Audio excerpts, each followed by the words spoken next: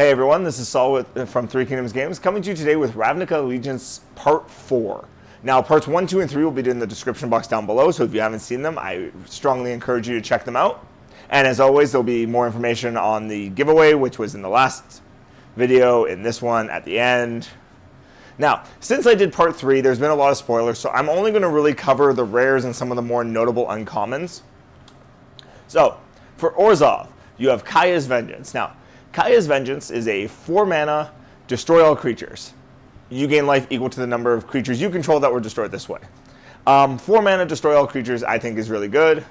So I see this being played in a lot of stuff, even though it's kind of counterintuitive to some of the Orzhov token strategies that it seems to be going with. It might just be a cool way to blow up all your stuff that has afterlife, gain a whole bunch of tokens. If they can't recover fast enough, you win. Because if you have, let's say, 5 tokens afterwards, they now have 4 turns to try to deal with it, or they lose.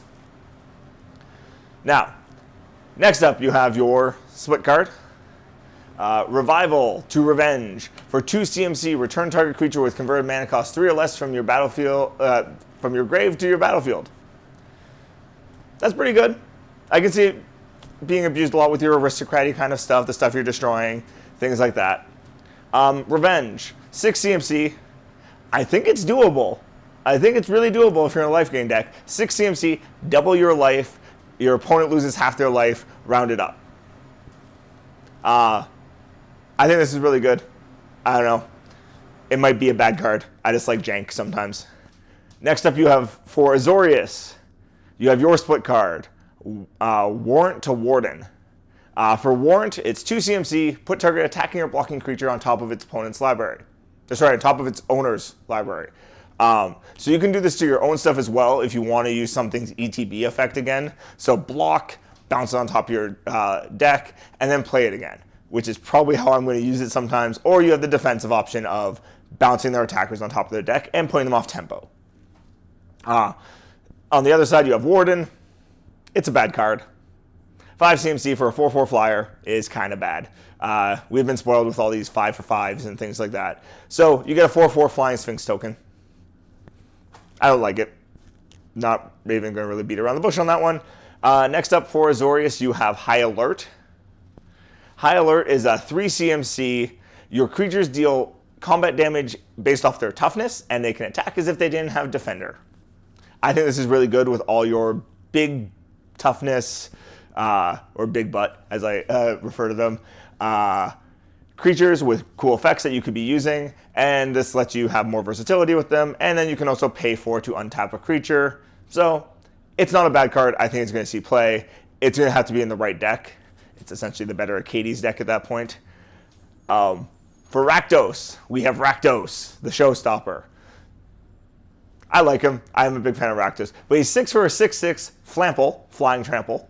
When he comes into play, you have to flip a coin for each creature, unless it's a demon, a devil, or an imp. Any coins that come up tails, destroy that creature. I think this is only going to see play in Commander. No other constructed format will probably use him. Well, there's always going to be those people who want to try to use him in Standard. But Commander, you're going to have to build around him. He won't fit in a 99. He has to be the Commander if you're going to do it. But that's okay. Next up, you have Theater of Horror. For 3 CMC, exile the top card of your library during each of your upkeeps, at the beginning of each of your upkeeps. And if your opponent has lost life during your turn, you can cast any of these spells that have been exiled by it. I have a love-hate relationship with this card, because I wish I could do it during their turn. But it's still really good hand extension if you were doing something else. So, you know, if you're doing any of your aggro strategy, stuff like that. So kind of on the fence on it. Oh, so if it happens to pull lands out of the way so you can get more stuff into your hand, that's good. So, again, iffy on this card. But I think it's doable to use it. I just don't know how strong it's going to be. For an uncommon that I think you all should pay attention to, if you're playing Rakdos, is Drill Bit.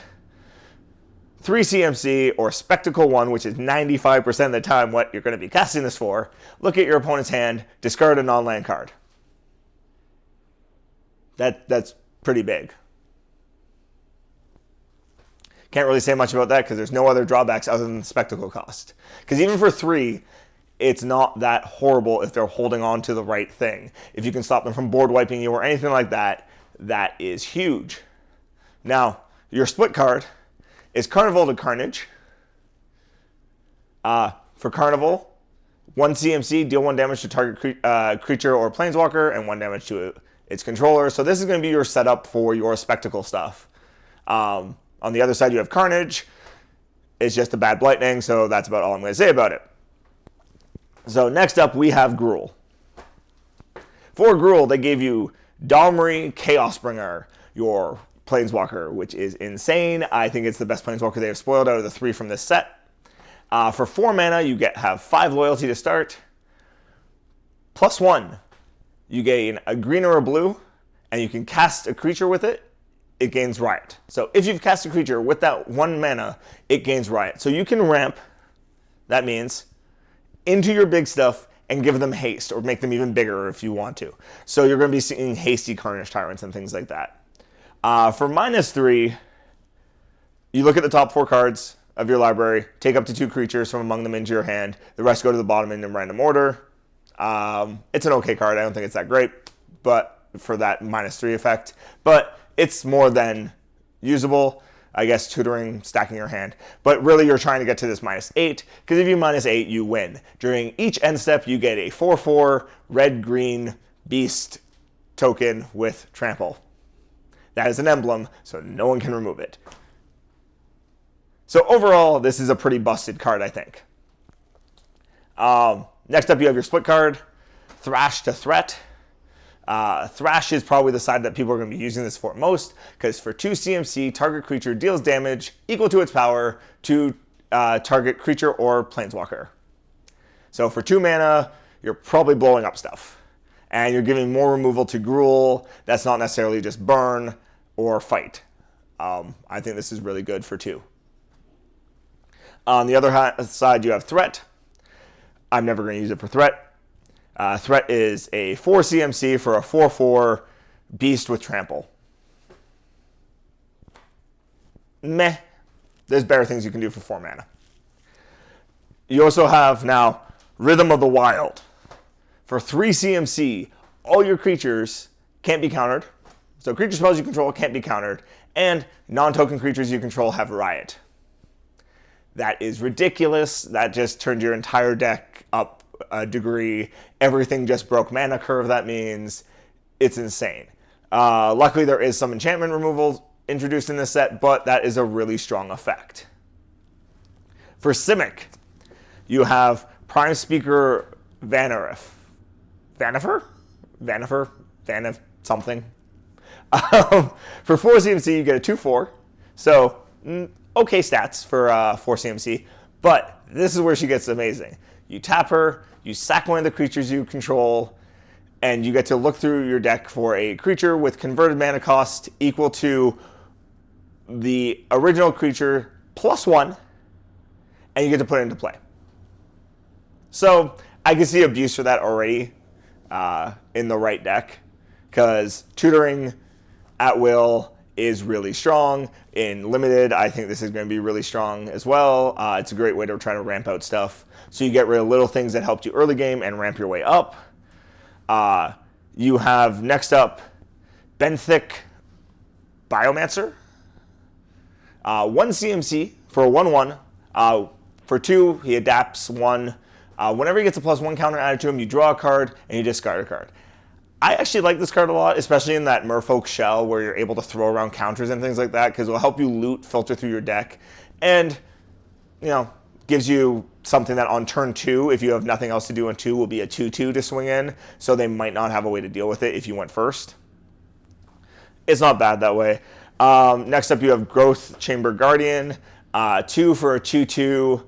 Whenever it gets a +1 counter on it, which it has for 3, adapt 2, you get to go look for another one, which I didn't realize how strong this was until I started realizing all the other things you can do with creatures with +1 counters if you have the right Simic shell. So this might actually be a really, really good card for you to use.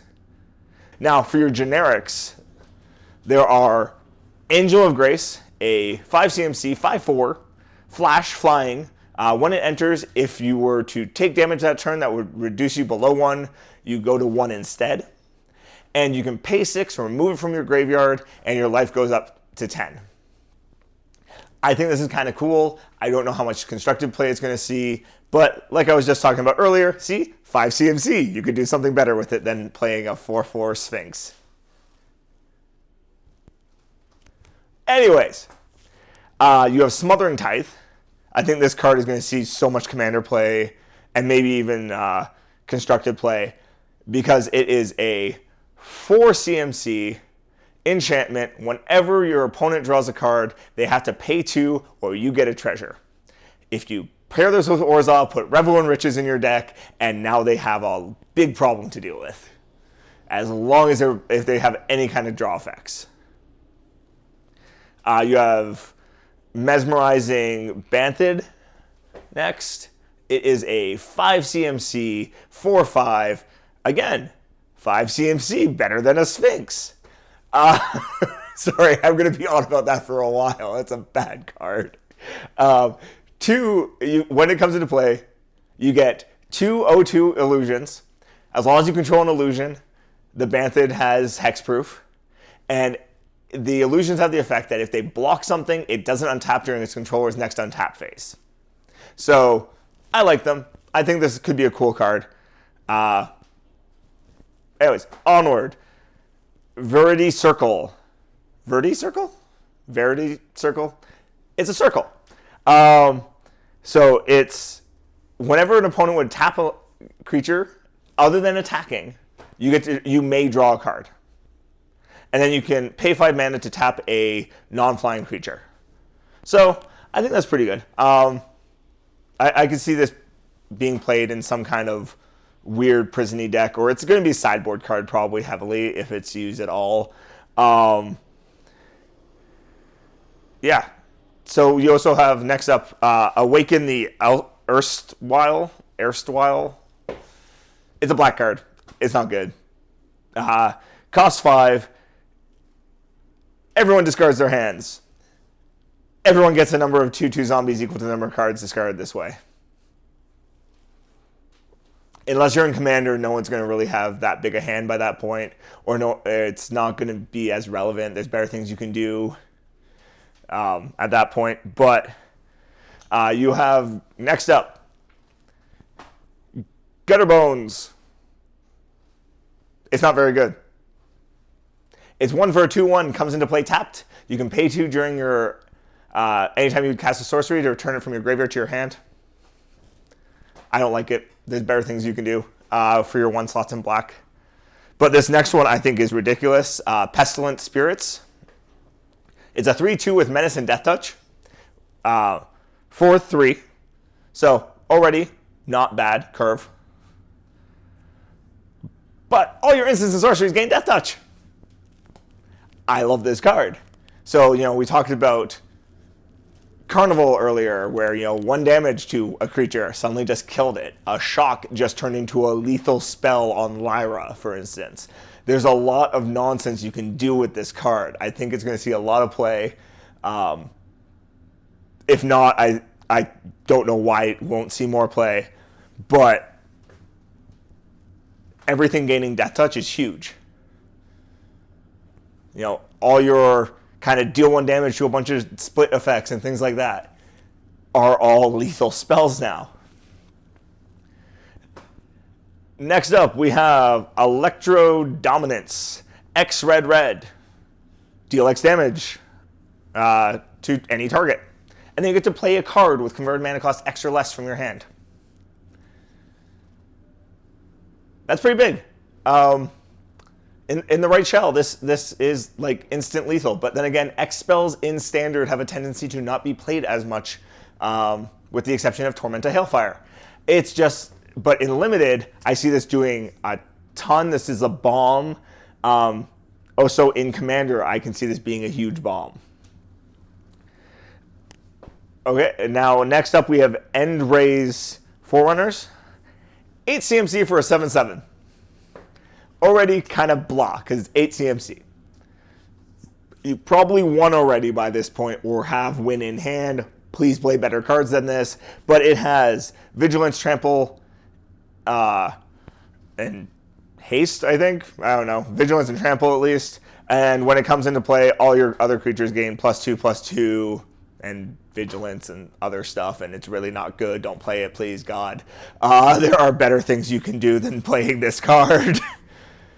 And last for today is Rampage of the Clan. See, we got through all of it. There was a ton of cards, and this is not nearly all of them. Rampage of the Clans. Destroy all artifacts and enchantments, and for each artifact or enchantment destroyed this way, its controller gets a 3/3 green centaur. I don't like this card. Why am I blowing up people's things that aren't attacking me to give them things that can attack me? I don't get it. Anyways, so for those of you who didn't watch last video, we are doing a giveaway currently till the end of this month. What you have to do is like this video, subscribe to the channel. You can also go back and like and subscribe and comment on the last one. You just have to listen to that video for what you need to comment about in order to be entered into this raffle. So like this video, subscribe to the channel, hit the notification icon just so you don't miss content like this, and comment below and you can win one of the 3J spellbooks we're giving away at the end of the month. Now what I want to hear from you today is, what is your favorite card from this set that has been spoiled so far? And why? I like knowing why. Anyways, as always, you can follow us at our blogs at threekingdomsgames.com, as well as follow us on all major social media. That's in the description box down below. I'm losing my mind already. I'll see you next time.